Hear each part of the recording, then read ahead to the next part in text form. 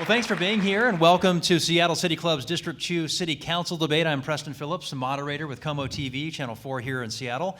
With me are Viana Davila and Seattle Time with Seattle Times, and David Croman with KCTS Crosscut. So, we'd like to thank our presenting sponsor, Amazon, our supporting sponsor, AARP, and our host sponsor, of course, Rainier Arts Center, for making this debate possible this evening, the first of many.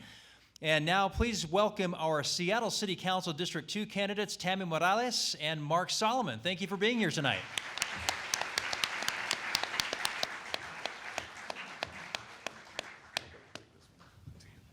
Welcome. Hello, thank you. Good evening, everyone. So we will begin the debate with 90-second opening statements by each candidate. And then we'll move into a question and answer round where candidates will have 60 seconds to respond. And after this, each candidate will have an opportunity to ask one question of each other, where each candidate will have 30 seconds to ask and 60 seconds to respond. We'll finish the debate with a 90-second closing statement by each candidate. And candidates, your responses, as we've talked about, will be timed, and we will cut you off if you go over your time. We really will. And we also ask the audience, please hold all your applause until the end of the debate, just so we can keep things going, because we do have a lot of questions. And we're going to start with Mark Solomon to give us your opening statement, because Mark, if you didn't know this, won a coin toss, and he gets to go first tonight. So, Mark, if you will go ahead, you have 90 seconds. Thank you very much. I appreciate everyone being here tonight. My name is Mark Solomon, and I'm running to serve you on Seattle City Council because I want to get things done for the people of District 2. The reason is simple. This is my home. I was born and raised here. I live on Beacon Hill in the home that my grandparents built. And I feel fortunate that I live there with my wife, because if it wasn't for the fact that my grandparents have worked hard, my grandfather worked 26 years, 2 jobs for 26 years to provide for his family. And if it wasn't for their foresight, I couldn't afford to live there. And I think about that. I think how fortunate I am, especially when I think about the neighbors that I've come into contact with over my years as a crime prevention coordinator and as a candidate. When I talk to a family friend who says they had to sell the family home because they couldn't keep up with property taxes. When I talk to my vet who says that none of her staff, even though she's right down there, right off of Rainier Avenue, none of her staff can afford to live in the city. And I think we've got to be able to do something better.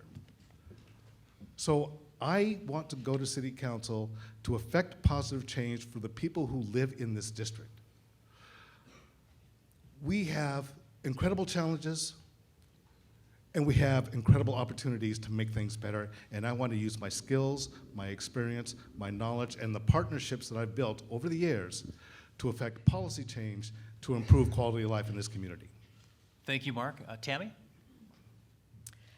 Well, good evening, everyone. Thank you for being here tonight. I'm Tammy Morales, and I was raised by strong women who taught me that you do what you have to do to take care of your family, and you speak up for what you believe in.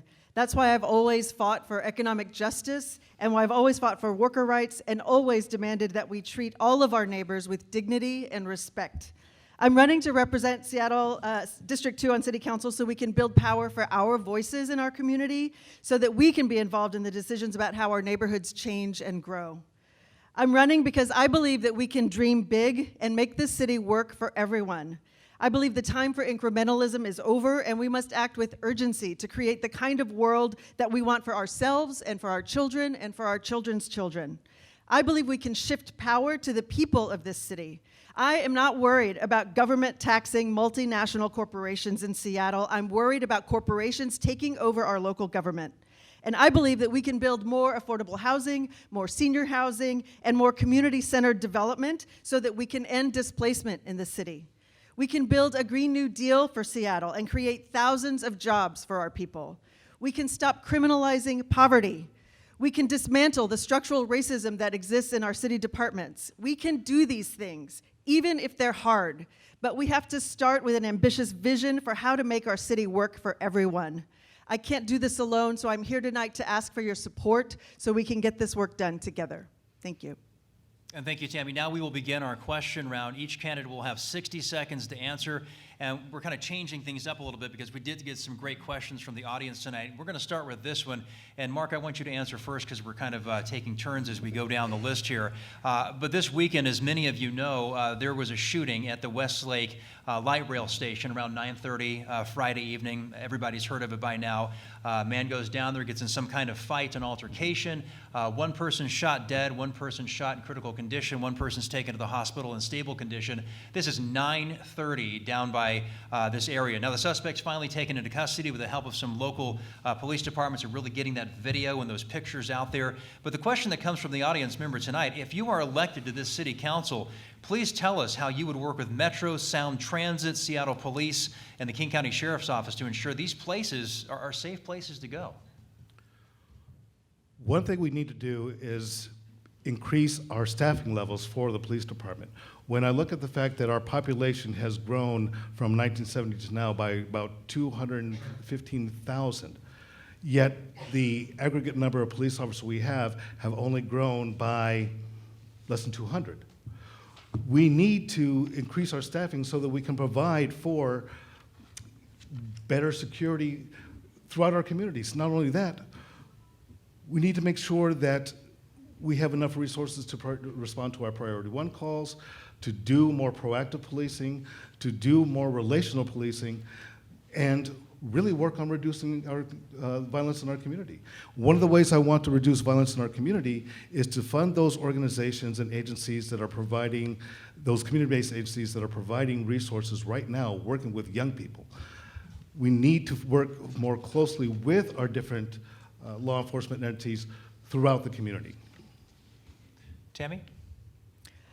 So it's always tragic when there are any sort of violence, especially if there is a death involved, and it affects all of us. It affects the witnesses, the community, as well as the people who are actually involved in the violence.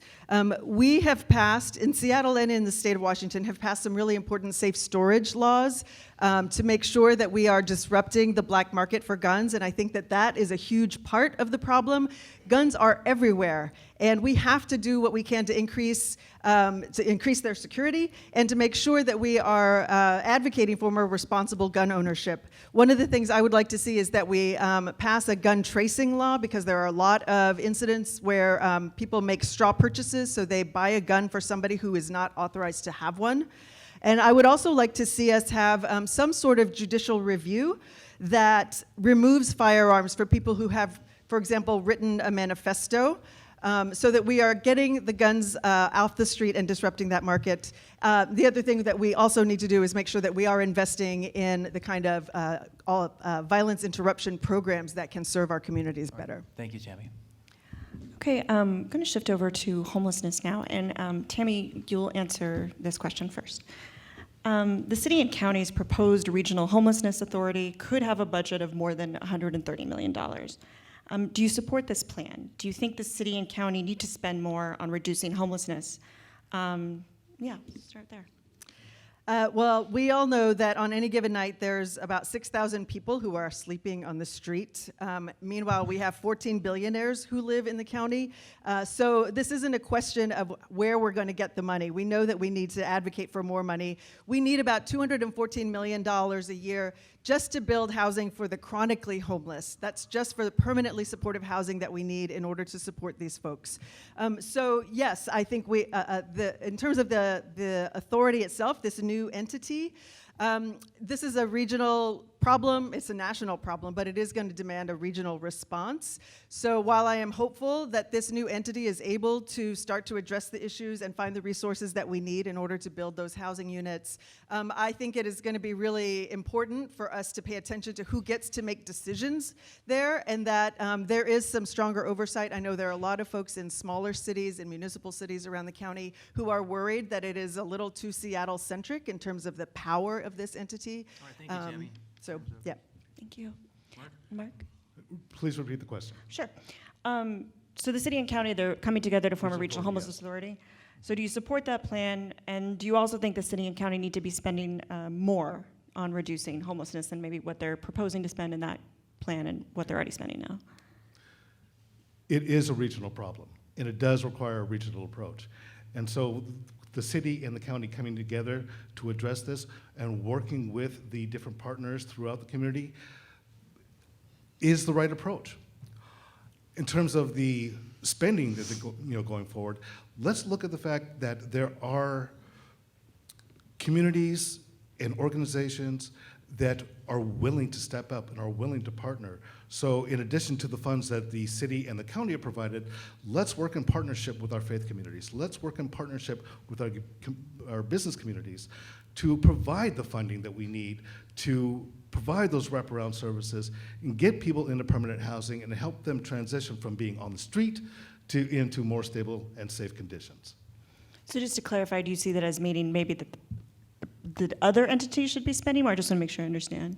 No, what I'm saying is that, yes, the city and the county need to spend, but I'm also looking at how we partner with others in the community for additional resources to provide the services that people need.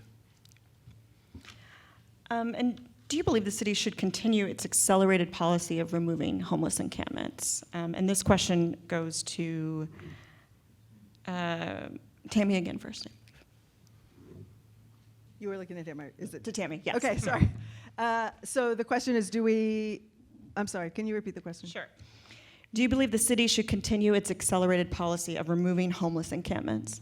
No, I don't. I am a former Seattle Human Rights Commissioner, and we've been very vocal about the fact that removing people from one side of the street to the other is not only inhumane, it is a waste of city resources. Anybody you talk to who has observed one of these removals happening, I was talking to some business owners down in Georgetown who say that this doesn't work. People are back 2 hours later. Rather than spending money on that, we should be investing that money into expanding the LEAD program, which actually supports people moving into services, moving into shelter beds if they're available, transitional housing if it's available. I think there are better ways for us to spend that staff time, better ways for us to spend those resources that will actually start to get to the root causes of why people are homeless in the first place, and make sure that we are using that money wisely and respecting people's humanity and dignity in the meantime. Having been to the encampment, having walked in there, having been around those who are living in RVs that are not fit for human habitation, leaving them in those conditions is not humane. We need to move people into places that are safe and provide them with wraparound services immediately so they can change their homeless circumstance. So what you refer to as sweeps, I refer to as outreach. And when you refer to we need to do LEAD as opposed to the navigation team, realize that law enforcement assisted diversion, the navigation team is providing a lot of those referrals to people to help them change their circumstance. Realizing that law enforcement is making those contacts to help people move out of those circumstances. So yes, we need to provide more services. We need to provide more supportive housing. We need to provide more outreach. But leaving people where they are and not providing services or housing is not humane. Well, I want to follow that up with Tammy, a specific question for you. You've said that you oppose any more encampments cleanups, but there are some that receive 72-hour notice. There's two kinds. There's the immediate cleanups and there's the 72-hour cleanups. Do you think one type of removal has a value or a place in the city? Would you support 72-hour cleans over the ones that are faster, happening a lot quicker, and that have really intensified in the last year? Look, we need to understand that while there are protocols that are supposed to be getting followed, the mayor is shortening the timeline for these notices repeatedly, right? So we've started with, I think it started with 4 or 5 days, and then it went to 72 hours, and then it was 48 hours. Sometimes they're getting removed with 30 minutes notice. The reality is that that program doesn't work. And while somebody might be obstructing a path, and in that particular case, maybe there's reason to help people find other services, our own South Precinct Captain, Captain Grossman, has trained his officers in lead because he has acknowledged that we're not going to arrest our way out of the homeless problem. We're not going to solve any of these crises by just moving people. And to your point, Mark, it is not true that the navigation teams are referring people. There was a report recently that said that those referrals are down. All that is happening right now is people are getting pushed from one side of the street to the other, and that's our own city reporting on how those navigation teams are working. It is not a humane way to treat people, and if we really want to serve them, we need to increase permanent supportive housing and the wraparound services, expand lead so that people get access to the services they really need. All right, thank you, Tammy. Next question's for Mark, and I'm going to say this. Would you have supported the head tax on businesses to fund more homeless services and housing? And do you support additional taxes of any kind for these services? And if so, what kind? No, I did not support the head tax. And the reason that I didn't support it is because even though there was a plan, I was concerned about the accountability of how that money was going to be spent. What I favor is looking at where we're already spending our existing funds, making sure that we have good accountability for those funds, and putting those resources towards those efforts that we know work. Outreach works. Case management works. Let's invest in those first. And when it comes to looking for additional resources, rather than going to the tax well, I'm looking at public-private partnerships. What can we do working together, working with folks in our community? As I said, working with our faith communities, working with our business communities, many of whom are willing to step in and step up to assist. Let's work in partnership. I think that's a better way for us to get it done. Tammy, do you mean to ask the question again? Or? Yeah, please. Okay. So the question is, would you have supported the head tax on businesses to fund more homeless services and housing? And do you support additional taxes of any kind for these services? And if so, what kind? Sure. Yes, I did support the employee hours tax, and as did every council member, until millions of dollars were spent against it. That was spent by large corporations who didn't want to pay it to defeat the tax, and they did it with a misinformation campaign. This is important. There are people dying on our streets because we don't have the resources. And while it's great that we might have some philanthropy, philanthropy is not accountable to the government, it's not accountable to taxpayers, and we can't simply rely on public-private partnerships to solve this problem. This is the role of government. It is the role of the public sector to find solutions and to make the investment that's needed to make sure that the most vulnerable people in our community are protected. So I would definitely say that we need to have this conversation again. I think there is going to be, we're a growing city. We can't keep funding the infrastructure expansion, the maintenance on our existing infrastructure, the needs that we have with a growing population of poor people. We can't keep funding that on the backs of working folks with increased property tax and increased levies for everything we need. We have to find progressive revenue in the city, and that's the first place to start. Thank you, Tammy. And real quick before I move on to the next question, when you say we need to have this discussion again, are you referring to a discussion about the head tax or an employee hours tax? Yes, and other sources of revenue. I'm also interested in looking at a vacancy tax, in a real estate speculation tax, at impact fees, depending on, if there are, what the particular projects are. I don't have all the answers right now, but we have to have that conversation, and we have to figure out what the best mix of alternative revenue options are so that we move in a more progressive direction. And because I just gave Tammy a few seconds to talk about it, are there, other than private public partnerships, are there other revenue sources that the city should try and tap into, Mark? Definitely. One of the things that the city is looking at right now is bonding against our sales tax revenue, which will generate at least $50 million that we can put towards housing. Additionally, one of the things that I've been advocating for since May, I believe, is investment in a public bank, so that we can borrow against our own assets to build housing, not only permanent supportive housing, affordable housing, but workforce housing. So the resources are there that we can tap into. We need to be creative about how we do it, and we don't necessarily need to raise more taxes. We just need to be able to leverage our own, buying authority, our own spending authority. Great. One point of disagreement that did come up around the debate around the employee hours tax was how that money should be spent had it actually remained. The mayor's office sort of put more priority on kind of short-term shelter. Some members of the council wanted to spend more of that money on long-term housing. This has been a debate we've been hearing more about. New York has a right to shelter law, which means the number of people actually living outside is relatively low, whereas Seattle has about 50% of its homeless population is living on the streets. LA is something like 75%. Given the city's limited resources, Mark, we'll start with you. What should the city's priority be? More immediate shelter or invest in long-term housing? We need to do both. When we're talking about people who are in unsafe conditions, the primary thing we need to do is to get them someplace inside, get them safe, and provide them with wraparound services. At the same time, we need to build more housing. There's no question we have a housing shortage. We need more permanent supportive housing. We need more affordable housing. And as I mentioned before, we need more workforce housing. But the priority for the folks who are on the street right now, get them inside, get them safe, and provide them with the wraparound services they need, the case management they need to help them change their homeless circumstance. Tammy.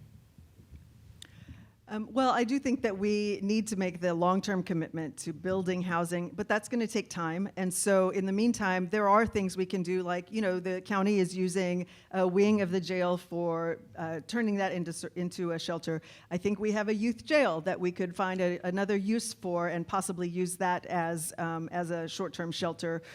So there are existing structures. There are lots of vacant buildings in different parts of the city that are sitting there with nothing happening in them. So I think there are things that we could do in the short term without having to make a huge investment in capital projects.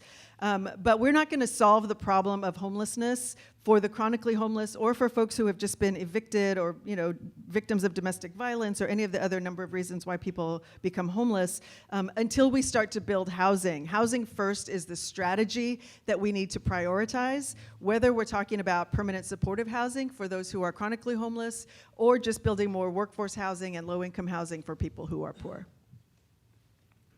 Okay, this next question will start with Tammy first. District 2 includes SODO, which has had an explosion of vehicular homelessness in recent years. The city only has one safe parking lot, which actually is not in SODO, it's in the Ballard area, in conjunction with the church up there. And that lot doesn't allow RVs, and they make up the bulk of the campers in the SODO area. People living in vehicles, particularly RVs, that can be very hard to house. Setting aside the mayor's proposed vehicle ranching legislation, what do you believe the city needs to do to better address vehicular homelessness? And again, starting with Tammy. I think this is all part of the same conversation. We need people to have access. This is an income issue. If we're talking about homelessness, we're talking about people who are poor. We're talking about people who need assistance of some sort. And so rather than criminalize people and demonize them for being poor, we need to be finding ways for them to increase their income, get access to job training, get access to education. And yes, there are some folks for whom those are just not options, and they need assistance getting into shelters or in some sort of more permanent situation, more stable situation. But for those folks who are living in their cars or living in RVs right now, that is their home. That is their one asset. And so it's important to honor their dignity and to make sure that we aren't just criminalizing them. We aren't just telling their landlord or whoever it is that rented or sold them an RV that they have to provide assistance for them. We have to actually make sure that people are safe. I would rather see those folks in a safe lot where they can get access to services until they get into a more stable situation. Thank you. You have to repeat the question. Sure.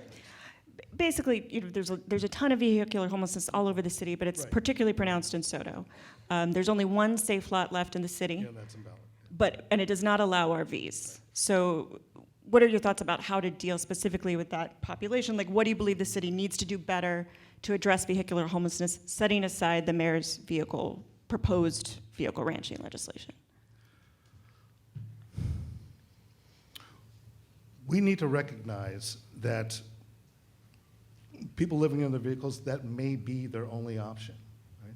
So rather than shuffling folks around, let's find a place that they can actually go that may have services that they can tap into.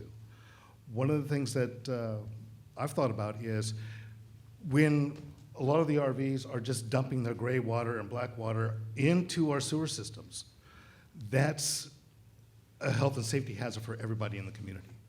So why don't we partner with somebody like Honey Bucket? Why don't we have a central location where people can come, they can have access to showers, restrooms, and disposal of their trash and their waste? We can set it up. We have properties in this city that are underused, underutilized, that we can tap into for those folks. But again, case management is going to be the key to help them move out of those circumstances, and housing. So sort of shifting away from homelessness, Mark, the mayor has endorsed you.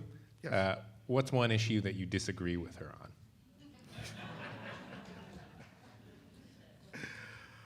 on? One issue where I disagree with the mayor is on the sugar beverage tax.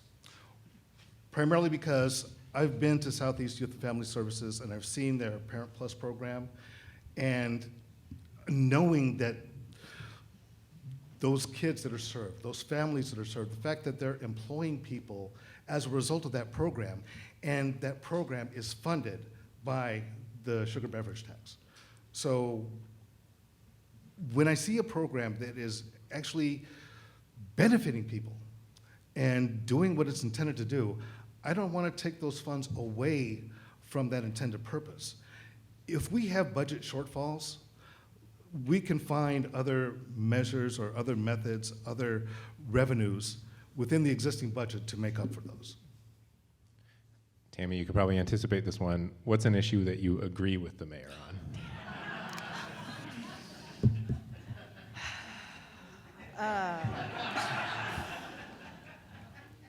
I can take that one too. I know there is one because I read something recently and I went, oh, I'm on board with that, but now I can't remember what it is. I will say that in the main, I feel like we aren't getting the kind of leadership that we thought we were going to get. And what I mean by that is that this is generally a very progressive city. This is a city that acknowledges that people have, deserve basic dignity and basic rights. And there are just things that she is doing that in my mind feel, very punitive, that feel very much looking at carceral solutions to things where we should be looking instead for ways to serve our neighbors, for ways to provide access to resources, to sort of democratize access to power in the city. And I'm finding more often than I had hoped that the decisions, Tammy. the kind of decisions she's making are leading in the wrong direction. With all due respect, you didn't answer the question. What is one Yes. issue that you agree with her on? I can't think of one right now. But if I get back, I'll get back to you if I think of it. Okay. This is a question from the audience. We're going to do this occasionally. This person asked, can you talk about your approach to negotiation, politicking and persuasion? P.S. Are your council colleagues going to push you around? So since Mark started last, Tammy, why don't we start with you? Are my council colleagues going to push me around? I certainly hope not. I think one thing that isn't, a lot of folks don't know is that I used to serve as a legislative director in Texas. I worked for a House member from Houston who served on the Appropriations Committee, who served on the Public Health Committee. And when I worked for him, my one job for a session was to make sure a bill that he had been trying to pass for 10 years on mental health insurance parity, my job that session was to pass that bill. To help him pass the bill. And so that meant that I really had to work with the insurance industry, with mothers parents whose children were suffering from mental illness, with the National Alliance for Mental Illness, with all of the stakeholders who were for or against changing the insurance code to require that people have access to treatment and to services. and I think what I learned from that is that it's really important that you bring people together, that you're willing to listen, even if you might be approaching something from opposite directions or if there's just flat out disagreement. Thank you, It's Tammy. important to do that, and I was able to do it under a Republican administration. It's when George Bush was governor. Thank you. Mark? Okay, so will I be pushed around by my council colleagues? I retired from the Air Force as Lieutenant Colonel. I commanded people in combat zones. You don't get to that level by being pushed around. My focus is on working in collaboration, working in partnership. I've been able to bring people that disagree on a number of different levels together at the same table towards a common goal, and that's my focus. If we've got a goal in front of us, how do we work together to get there? When I was able to get the Washington ceasefire and the Second Amendment Foundation to sit down and agree on something regarding gun violence, I count that as a win. And it's that spirit of cooperation and working in partnership that I intend to bring to City Council. Working together with my colleagues, we can get things done. In 2016, then Mayor Ed Murray proposed allowing duplexes and triplexes on every lot in Seattle. Minneapolis recently, people sort of frame it as eliminated single-family zoning, but it was essentially that proposal. Given that the mandatory housing affordability discussions have basically wrapped up, is that a next step for the city to take? Is that something that you would support? Start with you, Mark. I actually support transit-oriented development and concentrating our growth in and around transit nodes so that people have access to transportation, shopping, and other amenities, because I also want to preserve the character of a lot of our neighborhoods. Doing an upzone in the Seward Park where the multi-story building goes up, that's not consistent with the character of the neighborhood. When we have plans for transit-oriented development like the North Rainier Valley plan, with accessible Mount Baker, that plan is sitting there waiting to be implemented, and the city has done nothing on it. It's sitting on the shelf. Let's take it off the shelf and actually build that, because that'll create a lot of workforce housing, transportation options, and connections to folks in the community. And so is the answer to the question that I asked about duplexes and triplexes, it sounds like no was your answer? Correct. Tammy. Good. So I'm trained as a planner, and so I am somebody who believes that we need to increase density. The thing is, people hate density, but they also hate sprawl, right? We don't want to be moving into our farmland and further out in the county. And so the way we address the fact that we've got a lot of people moving here is that we have to go up. So while I agree that transit-oriented development is one option and something that we are doing, it's not the only option. And I live in Seward Park. I have a detached accessory dwelling unit. We have a little garage apartment. It doesn't make the character of our street any worse. I'm happy to have it. I'm hoping that my parents move in eventually. I have a feeling they will be there sooner than I thought. So it is important that we provide this sort of, Mike O'Brien calls it gentle density, but it really is a way to increase options for people, to make sure that there are small apartments for students, for elders, for people who are downsizing, empty nesters. It's an important tool, and it's something that we need to consider, and yes, I do support changing it. So just a little broader question, kind of related in the same vein, of a particular importance in District 2, it's gentrification kind of an issue hanging over everything. How do you absorb growth and avoid displacement? What can be done now to address that? And Tammy, we'll start with you. Sure. So I have been working with a coalition of organizations called South Core, Communities Organizing for Racial Equity. And we have proposed to council kind of a comprehensive anti-displacement strategy.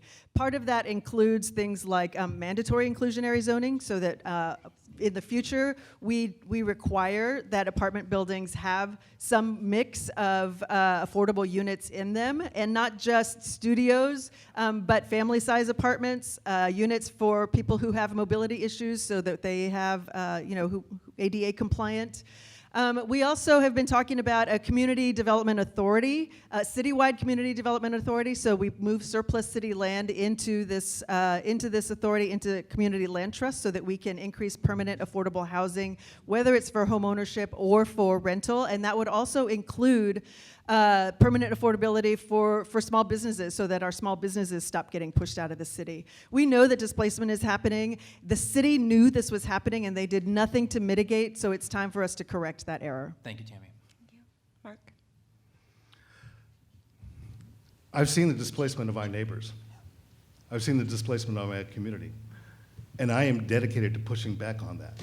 So whether we do it through making sure that our seniors take advantage of the tax exemptions, that our veterans can take advantage of the tax exemptions that are available to them, I want to do that. When it comes to supporting our businesses, when a business is being pushed out because of a building being upzoned, and the commercial space that's available for them to go back into isn't to scale.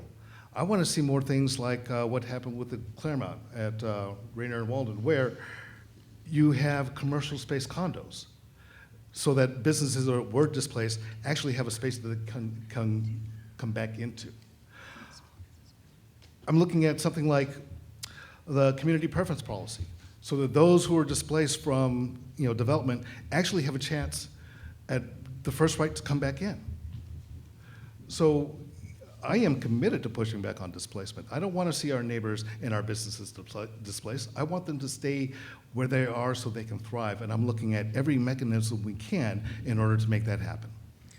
Thank you, Mark. And this is a question that came from one of our fine audience members. How do we ensure small businesses, the fabric of our community, don't get displaced because of expensive developments? And that goes back to what I was just talking about with the with the commercial condos, so that you have spaces that are built to scale so that they don't have to do so much tenant improvements, so they can afford to move in.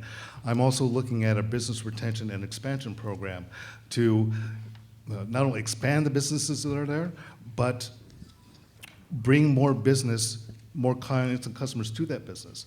I want to see us develop like some tax credits to provide for commercial space lease rates, to provide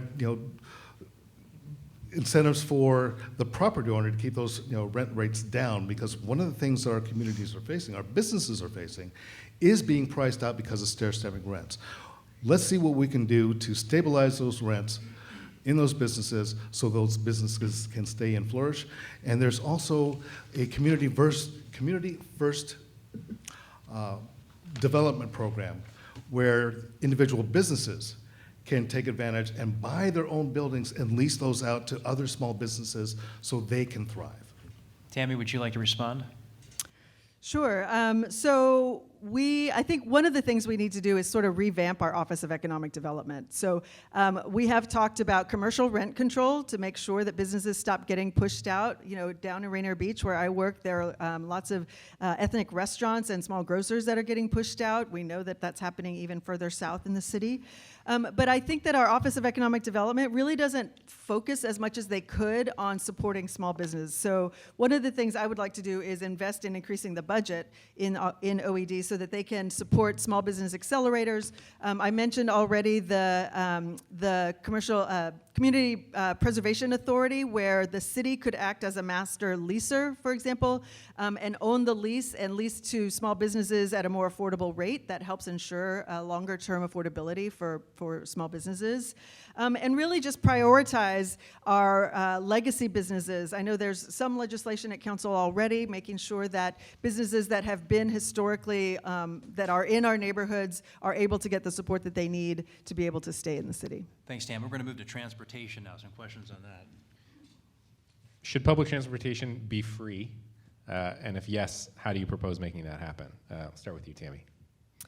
I would love for it to be free. I know the county gets really cranky when city council candidates say that. And so I think one way that could happen is for us to support more Orca passes for employees. So asking our large employees to provide at least 50% subsidy to their employees, because they are the ones who are bringing people downtown, especially, I'm thinking especially of the congestion that's happening downtown. So while I would love to see us get to a place where transit is free and that we are publicly subsidizing it, I think right now, we are part of our campaign is supporting what Transit Riders Union has been advocating for, to have large employers in the city provide at least a 50% subsidy to their employees so that we start to begin down that path. Thanks. Mark? We already have free ORCA for our students. We have reduced ORCA or reduced fares for our seniors. And many of our large employers, even our nonprofit organizations, are providing free transit passes for their employees. For those who want to take advantage of that program and are eligible for the subsidies, yes, we should do that. But to make it free for everyone, at some point we have to pay for it. And that's my concern, is that if we keep going free transit, free transit, free transit, who is eventually going to wind up paying for that? And it's probably not going to be the corporations. It's probably going to be us. So, yes, let's encourage our companies, our employers, to provide those subsidies. As I said, many of them already do. But let's also be fiscally responsible so that those who can afford to pay do pay their share. Studies have shown that fare enforcement often impacts low-income and often homeless people the most. Is this an issue that you feel needs addressing, and if so, how? And Mark, we'll start with you. When I saw that students returning to Rainier Beach High School, or returning to school, were being stopped and, I would say, harassed because of non-payment of fare, they hadn't had a chance to go to the school to get their ORCA cards yet. So that is something that I do take into consideration. Any fare enforcement has the potential of harming people. So yeah, I am concerned about that. And I want to make sure that there's no disproportionality in how those fares are enforced. And that's my concern, is that there is disproportionality, and we need to address that. Tammy, do you want to respond or answer the question? Sorry. Sure. So clearly we do have a problem. We all know that it is typically black and brown people who get targeted for fare enforcement. I ride the light rail fairly often. I'm on the bus, and that's who's getting asked for their ORCA card or for their pass. So we know that it's a problem, and honestly, that is a big reason why there has been so much push for free fares, because we need to reduce the fare for folks, and we need to start working toward making it easier and removing the barriers for people to get around the city the way they need to. But even without that, even without the free transit issue, I just don't think that is a way for us to be spending our resources.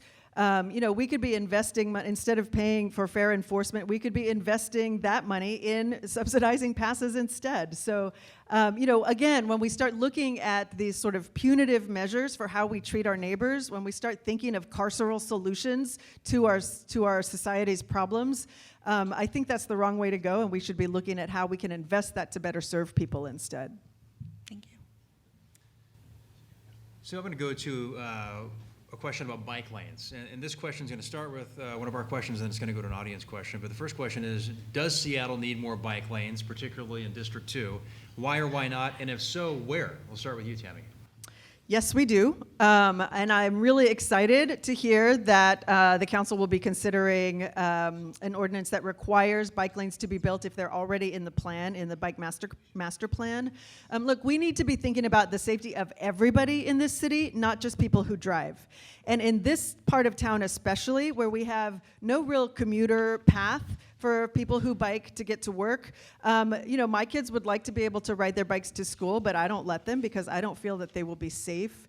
We need to be prioritizing the safety of everybody, people who walk, people who drive, people who bike, and stop thinking about everything as just how we move cars through our city faster.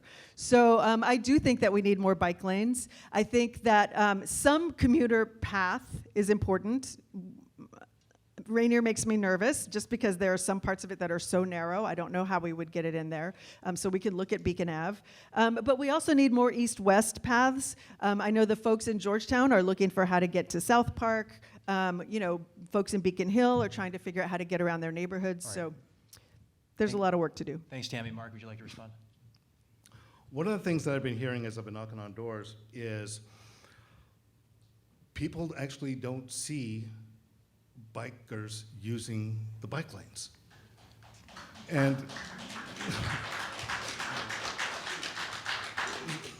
so when I look at the project that was on Wilson Avenue and how that came about, when I look at what's going up from MLK up to Beacon along Columbia, and again, I'm hearing from neighbors that bike lanes are great, but who's using them? Who's using them in those two months out of the year? I use them. Okay. I use them. I take it by a car.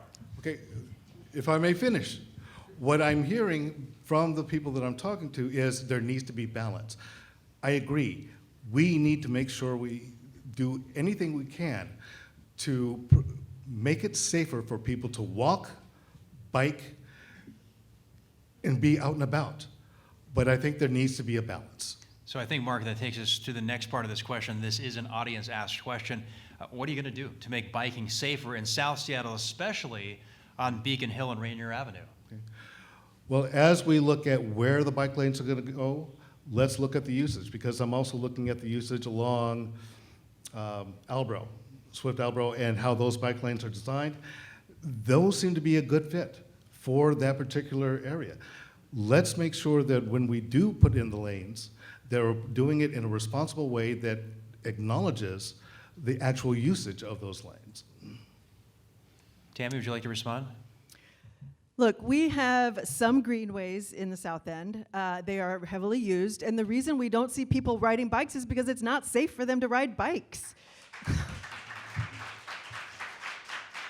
We need bike lane. There are lots of women who would like to ride bikes, but they need to get their kids around. Well, I shouldn't just say women, but there are people who try to get their children around, try to buy groceries, and some folks are doing that. We do see some cargo bikes, but they're doing it, taking their lives into their own hands, honestly. And so we will start to see more people riding when it is easier and safer for people to be riding. So I think it's a false choice to say that we shouldn't have bike lanes because people aren't riding. In terms of what's happening on Wilson Avenue, that was already a greenway. It just wasn't painted. So to say that that somehow is creating big problems is just false. That has been a bike lane, a bike path, forever. On the weekends, there are, sponsored cyclists riding from there down to Renton all the time. Yeah. It's just that now they have the safety of paint and planters. And Tam, we get it that it's dangerous to ride bikes. I mean, it's dangerous to ride bikes in a lot of places. But the question was, how are you going to make it safer? Because people do want to ride bikes. I'm going to make sure that we actually build the bike lanes that we say we're going to build. We have a bike master plan. We have plans. We can't just pay for the design of these and not actually build them. We need to build them. We've had a master plan for years. It keeps the funding for it keeps getting removed. So I would, make sure that whenever roads are getting torn up, if there is a bike lane that was already intended for that road, that we require that bike lane get built. May I respond to that? Or you go ahead and shrug. Yeah. Okay. No, what I'm saying is that there has to be a balance. Okay. Not that we don't need bike lanes. I'm saying there needs to be a balance. There is no balance right now. It is all about cars. I get that. That's what I'm calling for, a balance. All right, we're going to move on to the next topic. Shifting gears. Thank you both, though, for your passionate responses. Okay, this one may get an interesting response, too. Okay. Would Seattle benefit from a safe drug consumption site? Why or why not? Let's start with you, Mark. No, I don't believe it will. And when I was asked about this question before, do you support a safe injection site? Yeah, I said, that's something I struggle with because I do believe in harm reduction. I'm just looking for a better solution than a safe injection site. And one of the things that I've come across that I feel is a better option is the Safe Station program that Tacoma just recently rolled out, where someone who wants treatment can come in and get treatment. My focus is getting people the treatment services that they need right then and there without having to wait 3 or 4 weeks for an appointment. So I would favor that approach over a safe injection site because I've talked to addicts in recovery and I've asked them, what do you think? And they go, there may be some life-saving benefits, but it's not helping people change their behavior. And I get back to what is the goal? The goal is to get people treatment. The goal is to help people move forward. And I look at the Safe Station approach as a viable option for that. All right, thank you, Mark. Oh, and then Tammy, please, would you like to respond? Yes, I do think that it is worth investigating. I would like to see it. We can give it a try. We know that medical research, medical professionals, social service professionals all think that this is something that needs to happen. Not just because it provides a safe space for people. We're not providing them the drugs. We're just providing them a safe space so that if they OD, or to prevent OD, overdose, this is about life-saving alternatives. It's about making sure that if somebody is at risk, there is a medical professional who can provide service and save them. It's also about creating access to the services that they need if they're interested in seeking treatment. And not everybody will be ready the first time, but if they come back and know that that is an option, then that's how you start to move people into actually seeking the treatment that they need. So I think it's an important strategy for us to try. And it is intended to be harm reduction. It is intended to save lives, and that in itself is a reason to give it a try. Thank you. Tammy. We're going to move to a little bit to policing. We're going to kind of move quickly here, but many of the people arrested in Seattle, as you well know, are so-called repeat offenders and in and out of jail, often struggling with mental illness and or chemical dependency. Last week, the city and county unveiled a plan to address this by funding more shelter beds, probation officers, several other steps. Some of the public defense community say this is just more money for a criminal justice system that is failing. How do you suggest the city helps stop this cycle, and what are some specific policy tools you would employ to accomplish this? I'll start with you, Tammy. So the reason many of these people are cycling through is because these are the chronically homeless folks that we hear about. These are the folks we see on the street. They are the hardest to serve. Very often they might be arrested, but they are declared incompetent to stand trial. And the only option is to try to release them to Harborview, at which point they become under the jurisdiction of the county, or to release them to the street. So the way we stop that, because we are not going to arrest our way out of this problem, especially if we're talking about this particular population, the way we stop that is by providing services, by providing access to housing, by providing resources for the social service providers to connect them to treatment, to shelter beds. If we have more actual housing available, like the Estelle, which is a great example of permanent supportive housing that provides a place for people to be. They're actually even starting a project with Harborview so that when some of that release happens, there is a place for them to go. All right, thank you, Tammy. So there are other things that we can do besides just continue to arrest people. Okay, Mark? One of the encouraging things about that approach is the assignment of public health nurses to help with this population, the assignment of specific prosecutors or attorneys to oversee the program. We definitely need to do more with this population, and they are some of the hardest to serve. I will agree with you. They are some of the hardest to serve, and just cycling in and out of jail is not fixing their problems. That's why I come back to LEAD as an option, the VITAL program as an option, drug court has been, as a particular options. Let's help people change their own circumstance, and you do that by providing the case management and resources that they need. Cycling in and out of jail, again, let's go back to one of my focuses, which is prevention. How do we prevent that from happening in the first place? And then what can we do to intervene to interrupt that cycle? And I think that's a smarter approach than, as been said, we can't arrest our way out of this problem. We definitely need to serve people who are in that situation. All right, thank you, Mark. I want to move on to you guys being able to question yourselves for a second here. You'll question one another. You have a short time to do this because we're kind of running low on time here. You'll have 30 seconds to ask a question, 60 seconds to respond. Mark, would you ask Tammy the first question? The question I have is that when we were asked about safe injection sites, and this happened at the GSBA forum, and the question was asked, where? Where would you put it? You really didn't have a specific answer for that, and I'd like to find out from you, where in D2 would you put a safe injection site? I guess I would say that we need to put it near other services. So there are, down on Airport Way, there are kind of across the street from the, whatever the office supply store is there are already some social services available. And so, you know, I think wherever we put it, it needs to be co-located with additional services for the people who are going to be taking advantage of that, and so that they aren't just isolated in a part of the district where there are no other services, there's no access to, you know, grocery stores or other housing. It needs to be where people can take advantage of kind of this co-location. So if I could ask a follow-up question, you had said near healthcare facilities, if you would. So I'm thinking about the healthcare facilities that are in Rainier Beach, Columbia City, Hillman City, and North Beacon Hill. So are you saying then you want a safe injection site in those areas that are primarily residential neighborhoods? No, I'm saying I think down by in the off of Airport Way, where there are other kinds of services that they could use, might be a good spot for something like that. Okay. Tammy, would you like to ask Mark a question? Sure. Sorry, put these back on. So you, on your website, talk a lot about the city council needing to be accountable, about needing to increase accountability with regards to the budget.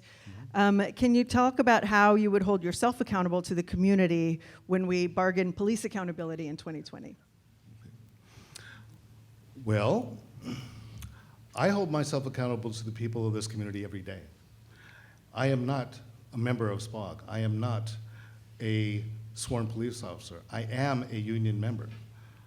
So when you're talking about how am I going to hold myself accountable, I hold myself accountable by interactions with each and every one of these people so that if I don't perform, they let me know. My commitment is being accessible, accountable, and responsive to the people of this community. That's what I intend to do on city council. And when it comes to accountability for police officers, I agree, there needs to be accountability. There is accountability. And I think what you're trying to get at— Federal judge says there is no accountability right now. If you will let me finish my point. The disagreement about police accountability that I objected to was they wanted to reopen a contract that had already been negotiated in good faith. Thank you, Mark. Our time is dissolved. It's gone. We can't get it back. But you will get a chance to speak here in just a second. We're going to do our closing statements now, so you guys will get an opportunity to respond however you want. So thanks so much, guys, for being here tonight. We're going to move to closing statements now. You have 90 seconds, and Tammy, we're going to start with you. Oh, I thought I was going last. Yeah, 'cause she gets the last. He went first. Climate change. So you were right. Mark, you go ahead and start. Okay. Again, I do thank you all for being here tonight. And I want to let you know that I am committed to working for you. When I started this campaign, it was started with one primary goal in mind: prioritizing the people of District 2. I am committed to working for you, and just to put it bluntly, you deserve a city council that's going to listen to you, that's going to seek your input, that's going to include you in the decisions that impact this community. And right now, we don't seem to have that on city council. I have a history of working in collaboration and partnership to get things done for the people in this community. And I am committed to doing that for you. As we talked about, being accessible, accountable, and responsive to you. That's what I bring. Working in collaboration and partnership to get things done for the people in our community. That's what I bring. I have the experience, I have the knowledge, and I have the determination to work with you to make things better. I wake up every day thinking about how can I make things better? What can I do? And I know that we can do it working in partnership. That's the spirit of leadership that I will bring to Seattle City Council. Partnership, collaboration, and a focus on getting things done, because right now, there's a lot of talk, there's a lot of arguing, that's a lot of pushing individual agendas. Let's actually get some things done for the people in our district. That's my focus. Thank you, Mark. Tammy, your closing statement. Well, thank you all for being here tonight. I got into this race to talk about building community wealth, to move the city toward more action on increasing racial equity, on increasing job opportunities, on preserving affordability for families and for small businesses. But the truth is that this election cycle has become about so much more than just this race in District 2. We know that wealth isn't created by self-made people with power in the free market. Wealth creation is a collective effort, but that effort is hampered when there is undue corporate influence at City Hall. We need to shift economic control of the city back to the people of our community so that we can create jobs to build thousands of units of green, affordable housing, green jobs for bus drivers and bus mechanics, for health workers, so that we can ensure that we reduce climate pollution and protect the people who are working in those sectors. This is what's at stake in this election. We need a different kind of economy. We need one that delivers good lives and good livelihoods to our neighbors, that sustains our ecological systems and protects the earth. We need to work together to demand investments in green infrastructure, to demand a commitment to fair labor practices, to demand increase to vocational training, and to demand racial equity in the city. That's how we build power for the people in our city. That's how we build healthy communities. And that's how we build a caring economy that works for all of us.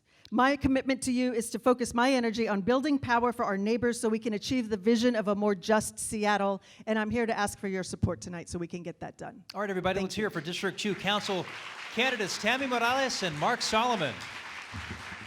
And that completes tonight's debate. Thank you so much for watching Seattle City Club's District 2 Seattle City Council debate. And thank you to presenting sponsor Amazon, supporting sponsor AARP, and host sponsor Rainier Arts Center for making this all possible. You guys have a great night.